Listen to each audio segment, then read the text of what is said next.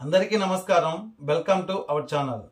ప్రతిరోజు లాగానే శ్రీకృష్ణుడి గురించి తెలుసుకుందాంలో 12వ రోజుకి స్వాగతం. ఈరోజు కొన్ని ప్రశ్నలు దానికి సంబంధించిన సమాధానం తెలుసుకుందాం. తెలుసుకునే ముందు ఇంకా మన యొక్క ఛానల్ని ఎవరైనా సబ్స్క్రైబ్ చేసుకోకపోతే సబ్స్క్రైబ్ చేసుకోండి. అలాగే వీడియోని ఆఖరి వరకు చూడండి.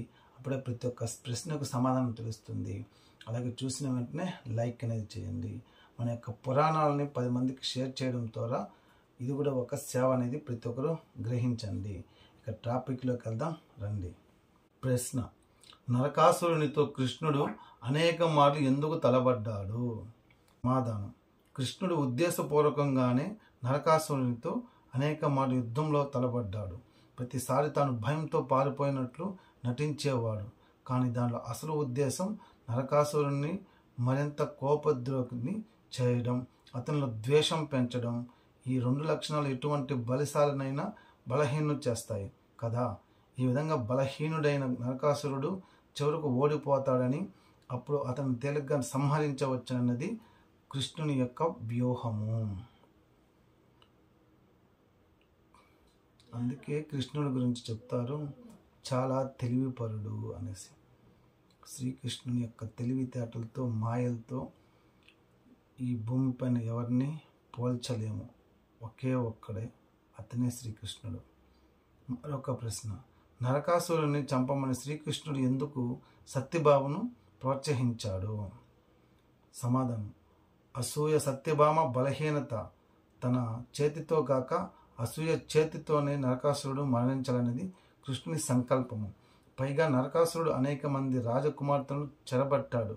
వారి మాన మర్యాదలను మంటగలిపాడు. అటువంటి పాపి ఒక స్త్రీ చేతిలోనే మరణించుట న్యాయమని శ్రీకృష్ణుడు భావించాడు. ఇక మరొక ప్రశ్న: పౌండ్రక వాసుదేవుడెవరు? సమాధానం: భాగవతంలో ఒక పాత్ర ఉన్నది. ఆ పాత్రధారుని పేరు పౌండ్రకుడు. అతడు అన్ని విధాల శ్రీకృష్ణుని అనుకరించడానికి ప్రయత్నించాడు. పౌండ్రక వాసుదేవుడనే పేరుని తనకు తానుగా పెట్టుకొని ఆ విధంగా పిలుచుకునేవాడు. ఒక శంఖాన్ని చక్రాన్ని కృత్రిమంగా కల్పించుకున్న 2 చేతుల్లోనూ ధరించేవాడు. పసుపు పచ్చని రంగు వస్త్రాలు ధరించేవాడు. కృష్ణుని వలె నడిచేవాడు. శ్రీకృష్ణుడు చేసినట్లే అన్ని పనులు చేయ ప్రయత్నించేవాడు. మూర్ఖులు అతనిని వాసుదేవునిగా భావించి అతని చుట్టూ చేరి కొలిచేవారు. కానీ చివరకు శ్రీకృష్ణుడిచే పౌండ్రకుడు పరాభవింపబడ్డాడు. అంటే శ్రీకృష్ణుని యుగంలో కూడా శ్రీకృష్ణునిలాగా మరొక అతను. మనం కూడా ఇక్కడ వింటూ ఉంటాం కదండి, మనిషిని పోళ్ళు మనుషులు ఒక మనిషిని ఇచ్చేయడానికి ఇంకొక మనిషి మారు వేషంలో వెళ్ళి ఇచ్చేసినారని మనం ఎక్కువగా సినిమాల్లో చూస్తూ ఉంటాము. కానీ అది సినిమాలు తీశారంటే నిజ జీవితంలో జరిగి ఉంటేనే సినిమాలు అనేది తీసుంటారు. భగవంతున్నే మాయ చేసి ఇంకొకరు భగవంతుడు అవ్వాలనేసి ప్రయత్నించడం చూడండి. ఇక్కడ కూడా మోసం అనేది ఎట్టి పరిస్థితిలో గెలవదనేసి, ధర్మమే ఎప్పుడు గెలుస్తుందని మరొకసారి మన కంటికి కనిపిస్తూ ఉంది. మరొక ప్రశ్న: కృష్ణుని ఎదిరించిన రాజులెవరు? సమాధానం: జరాసంధుడు, శిశుపాలుడు, దత్త వక్రుతుడు. మరొక ప్రశ్న: గరుత్మంతుని గర్వభంగము ఎట్లా జరిగింది? సమాధానం: ఒక వానరము ద్వారకా నగరంలో ప్రవేశించి బీభత్సవాన్ని సృష్టిస్తున్నదని తెలిసి ఆ వానరాన్ని ఊరి బయటికి తరిమి వేయమని కృష్ణుడు గరుడుని ఆదేశించాడు. సర్వసైన్య సముద్రుడై కూడా గరుడు ఆ వానరాన్ని వెళ్ళగొట్టడంలో విఫలుడైనాడు. అతనికి గర్వభంగమైంది. తనను తాను ఆంజనేయునిగా ప్రకటించుకున్న ఆ వానరుణ్ణి తన భవనానికి రమ్మని కృష్ణుడు వర్తమానం పంపాడు. రాముని ఆదేశానికి తప్ప ఇంకెవరి మాటకు విలువ ఇవ్వని ఆంజనేయుడు జవాబు చెప్పాడు. కృష్ణుడు రాముడే పిలుస్తున్నాడు రమ్మని మరొక సందేశం పంపాడు. అది విన్న ఆంజనేయుడు రామ దర్శనార్థం ఆతృతగా వచ్చాడు. కృష్ణుడు అతనికి సాక్షాత్తు రామదర్శనమే ప్రసాదించాడు. సీతగా మారిన సత్యభామ శ్రీకృష్ణుని పక్కన నిలుచున్నది. కానీ ఆంజనేయునికి ఆమెలో సీతమాత రూపం కనిపించలేదు. ఈమె సీతమాత కాదు, మరొక స్త్రీ. నాకు సీతమాత దర్శనం కావాలి అన్నాడు హఠించి.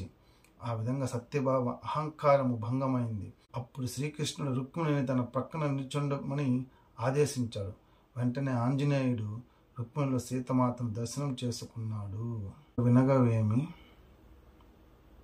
వింపుకుండు, తినగవేమి తీయగుండు.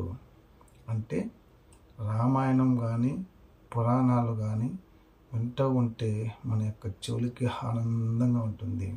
అలాగే వేప ఆకు మనము తినగా చేదు కూడా తీయగా మారిపోతుంది. కావున మనిషిలో ఎంత అహంకారం ఉన్నా ఏమున్నా సరే ఏదో ఒక రోజుకి ఏదో ఒక రూపంలో అణిగిపోతుంది. ఇక్కడ ప్రతి ఒక్కరూ భగవంతుడు మంచి వాళ్ళకి చెడ్డ వాళ్ళకి సమానంగా చూడడం అనేది అది భగవంతుడికే తగును. అందుకే వాళ్ళు భగవంతుడైనాడు. కోపం ఎక్కడ కోపపడాలో వాళ్ళకి కోపం వచ్చి వాళ్ళకి బుద్ధి చెప్పి వాళ్ళకి దర్శన భావం కలిగించి మనుషులుగా మారుస్తున్నారు.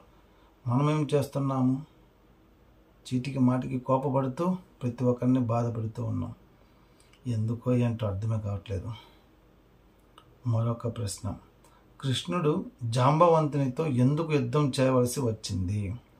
సమాధానం, జాంబవంతుడు శ్రీరామునికి ముఖ్య సఖుడు, భక్తుడు. అతనికి రామునితో ద్వంద్వ యుద్ధం చేయాలని వింత కోరిక కలిగింది. రామునికి తన కోరిక నెరగించాడు జాంబవంతుడు. కాలక్రమంలో జాంబవంతుని కోరిక తీరుస్తానని అభయం ఇచ్చాడు కోదండ రాముడు. రామాయణ కాలంలో జాంబవంతుని కోరిక తీరలేదు.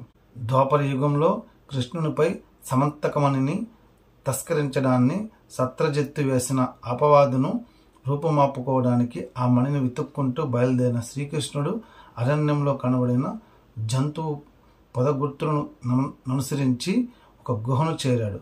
అక్కడ భల్లుకరాజు జాంబవంతుని వద్ద ఉన్న సమంతకమణిని చూచి అతనితో ద్వంద్వ యుద్ధానికి తలబడ్డాడు. ఆ యుద్ధం 28 రోజులు నిర్విరామంగా సాగింది. దస్సిపోయాడు వృద్ధ భల్లుక వీరుడు జాంబవంతుడు. తాను యుద్ధం చేసేది తన ప్రియ సఖుడైన శ్రీరాముడితోనని జాంబవంతునికి తోచింది. చివరకు తన చిరకాల వాంఛ నెరవేరిందని సంతోషించాడు. సమంతకమణితో సహా తన కుమార్తె జాంబవంతిని కూడా కృష్ణునికి సమర్పించాడు జాంబవంతుడు. ఈ రోజుకి ఈ ప్రశ్నలు చాలండి. మరొక రోజు మరికొన్ని ప్రశ్నలు సమాధానం తెలుసుకుందాం. అంతవరకు జై హింద్, భారత్ మాతాకి జై. జై కృష్ణ.